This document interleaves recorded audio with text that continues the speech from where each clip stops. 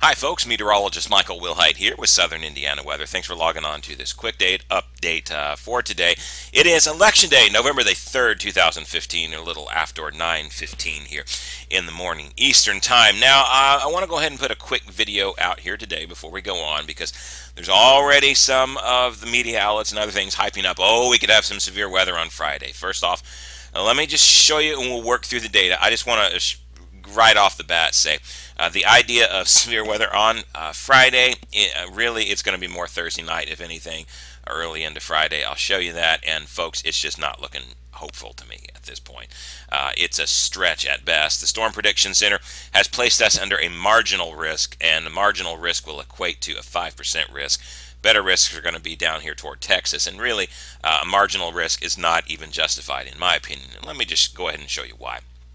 Talk about the modeling. First off, next couple of days, beautiful days. It's Indian summer out there, really. Indian summer, by the way, that's defined as abnormally warm temperatures with decently sunshiny skies after a killing frost. That's exactly what we're in right now. We've got Indian summer going on. It's going to last for the next couple of days, so just get out there and enjoy that.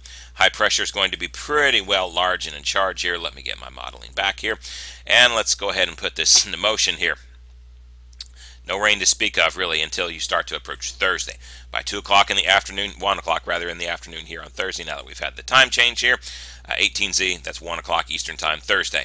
So here we go. We've got some rain starting to spill into the area, maybe late that evening into the early overnight hours. There's the cold front approaching. And from the looks of it, from the GFS, it doesn't really start to cross the area until right early on Friday morning, very late overnight Thursday night. That's not an optimal time for severe weather, folks. That is the time whenever it's the least optimal for severe weather. There's no instability whatsoever going on. It's the dead of night. Sun's not even up yet when this thing would be passing. And then, of course, after that, it goes on. High pressure comes in, and we cool down for a little while. Now, let me show you this from the NAM model, and let me show you the reflectivity data on this, the future radar. So we stay high and dry again until about Thursday. Thursday morning, you start to see some showers to the west. By later in the afternoon, a stray shower or two starts to appear before we start to get into the overnight period. That's when we start to get into things. And during the overnight period, here we are by 1 a.m., the rain is starting to draw nigh into the area, and the rain is really over us as we head into, about 3 or 4 a.m., somewhere around in there, and it kind of passes before by 8 o'clock in the morning. It's mostly leaving the area. Now, would there be a severe weather threat with this? Well, not with an AM. It moves in way too late overnight to be able to get much of anything. There's not going to be any instability to speak of going on. Just not a big threat. Now, we could still get some winds out of this. We can get a little bit of some gusty winds. The NAM is predicting here that we could get winds up to, close to 20 knots at times in a few places. And that's a little over 20 miles per hour sustained winds. So certainly it could knock some leaves off the trees. It might knock some weak branches down, but this is not going to be anything big. Now, that said, is it possible we get a rogue warning or two? I guess we can't really ever rule that thing out, but I'm not seeing this as a big threat to me yet at this time. It will have some strong upper level wind support with it. That's the one thing that it will have going with it, but it will not have any instability to speak of going with it. And it's going to be the nighttime likely when the majority of this passes. So the idea of even putting us in a marginal risk of severe weather is a little bit I don't agree with that. I think the marginal risk maybe need to cut off more like over in here and not include us. Bottom line, I don't see this as a big threat for us. Now, behind the cold front, a return to a little bit more normalcy comes in the way. By the way, our normal high today is 59. Our progged high there, according to the GFS ensembles, is 76. I went with 75, but still, either way, folks, that is well above normal. We're running 15, 16, 17 degrees above where we should be for this time of the year for our high temperature today. That's well above normal. That continues through Friday whenever we start to see high temperatures, maybe into the low 70s on Friday if we're lucky before the cooler weather starts crashing in. But you go up to only into the near 60-degree mark here for Saturday. And again, this is a return to more normalcy. 59 is your average high here. Probably about 57, 58 because we cool down pretty quickly in the month of December.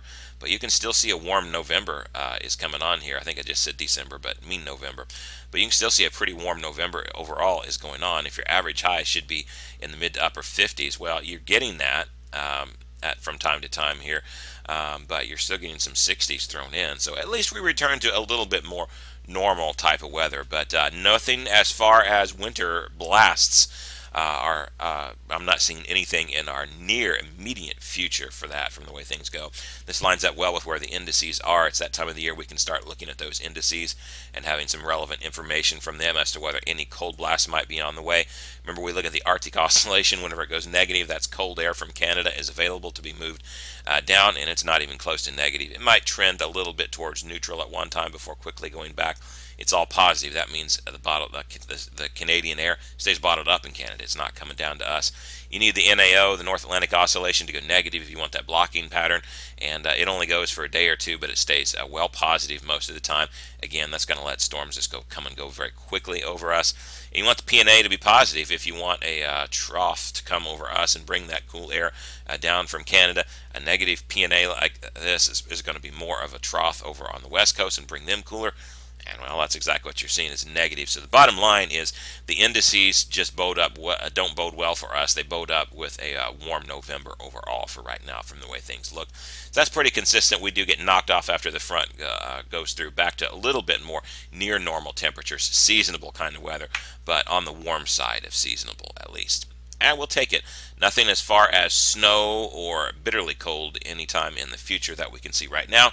Things can always change. Models change very quickly, but nothing on the radar screen as far as we see that right now. SouthernIndianaWeather.com. Let's take a look at your 10-day forecast. Again, mostly sunny, very warm today with highs in the mid-70s. Those mid-70s, they stick around. By the time Thursday evening comes, we've got some showers and a few thunderstorms possible. Overnight, definitely. Mostly cloudy day. A few showers and thunderstorms are likely early in the day on Friday. Just depends on when that front passes as to when everything starts to clear out a little bit. But we will see some clearing. It will get a little bit cool that night.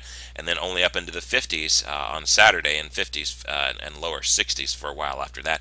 Again, more on the warm side of normal, but closer to normal. A little bit more seasonable weather. So the weekend right now, by the way, Sunday and Monday being our next chance of rain after this system comes through on Friday.